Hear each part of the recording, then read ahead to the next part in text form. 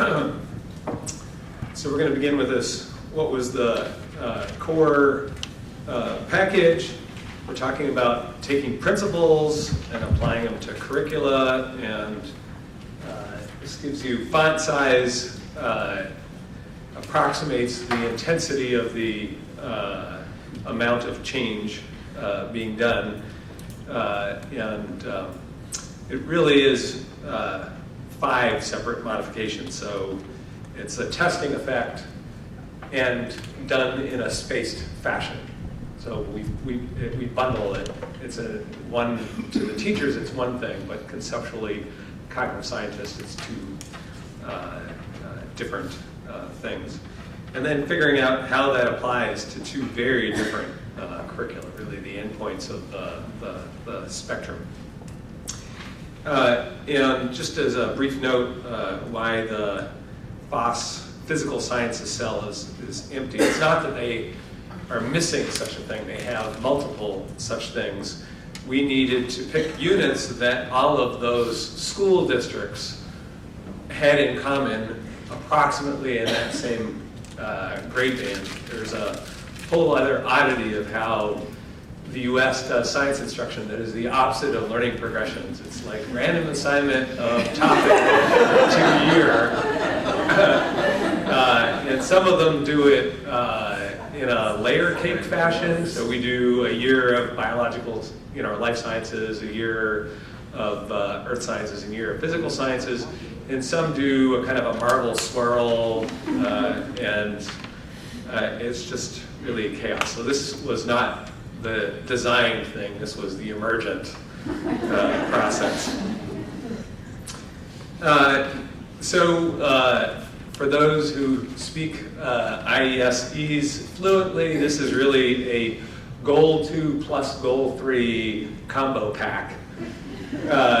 So we build some stuff on a crazy schedule and immediately plan for a big RCT before we really established all that preliminary evidence. But we did go in that spirit of doing pilot testing and then some revision before we went into the big thing. But you can see that if you're doing a grant for 5 years and you are taking 2 years of student learning and you are doing 2 cohorts of kids, right? You sort of follow one cohort of 6th and then 7th graders, and then the next year is the 6th, 7th grade.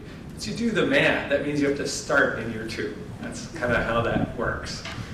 Our snafu with FOSS meant that we started a little bit late in that process, so some of the data is still, coming in, as it were, and we will be a 5/6 year project, actually.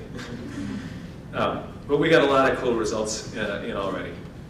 Okay, so there's this analysis phase. What are the greatest needs? What's sort of the core instruction? Where are kids going to have the most challenge? And then do our cognitive science judo moves. We can't throw the whole thing out. All we can do is with one finger poke a little here and poke a little there, and then watch the learning fall over in cool ways. And it's in 4 parts. Just to remind you what these things look like. So around those areas where the biggest misconceptions are, we do these contrasting case things, and those are launching events. So all of the units are ballpark 1/3 of the school year. There are some that are hair shorter and some that are hair longer, and then different school districts kind of stretch them out or squish them a little. Just think about it as 1/3 of a school year. And then they break down into chapters or investigations in the FOSS context. And then that might be, sort of think of the overall unit divided into 6 ballparks. Some of them are a little longer, like 10. And we do, on average, 1 contrasting case per one of those smaller units. And they're about a day long on average, sometimes a little shorter, sometimes they drag out. But that just gives you a sense of the density of the contrasting cases intervention.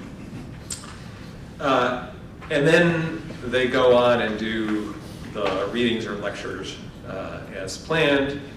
And then sprinkled in, like a little bit of seasoning, along the way are these short visualization training exercises organized in a just-in-time fashion. Like on these pages, we've got this wacky thing going on. So we start with the simpler ones, the more common ones, and then we build up to the fancier ones, done in the context of the visualizations right there, but it might have a little bit of an activity. Like so for cutaway, we get a 3D thing and we cut into it and then talk about that. There's a number of these sorts of interventions, but they're shorter length things, not replacing a whole day, but sort of squished into part of a day. And then the spaced testing actually has 3 parts to it. So we had teachers do daily warm-up questions. A few teachers already kind of do that anyway, but we put that as the baseline. So as soon as you come into the class, do this. And they tend to be a little bit more open-ended and usually it's let's dust off the knowledge from the previous class. Let's just, this is supposed to be following a line of thinking. Let's just even remember where we left off. But sometimes it was a little further back if the conceptual flow required building upon something a little further back. It was basically what sets up today was how we picked those. Then there's the end of each of these section quizzes. And some of these were shorter and not for grade, and some of these were longer and for grade. That simply had to do with the dynamics of how many days. If you do a longer one, that's a whole class period, boom. A shorter one, you can squeeze that in and still have instruction. So there was that trade-off. And then we had some delayed tests where it's 3 to 6 months later. You're now on a totally different unit, and then the teacher rudely asks you a test on something in this layer cake or marble cake scheme, you should have been able to totally forget, and we rudely ask you to bring that back. And we had some tools by which we kept track of all the ideas and how far back they were tracked so that each idea was revisited again, so from when it was taught to when it was tested. Okay, so that gives you a sense of our approach to this. I do want to mention a couple of issues that are kind of devil in the details, or maybe you're going to quibble with design issues and what we can attribute things to. So there fundamentally is a no free time problem here. Most cognitive science things are not revenue neutral. That the spacing effect is, so that says, assuming you're going to revisit this so many times, let's spread that out in a different way. So we have a fixed amount of stuff and we're just reshuffling. But the testing effect, if you weren't testing, that's going to take time.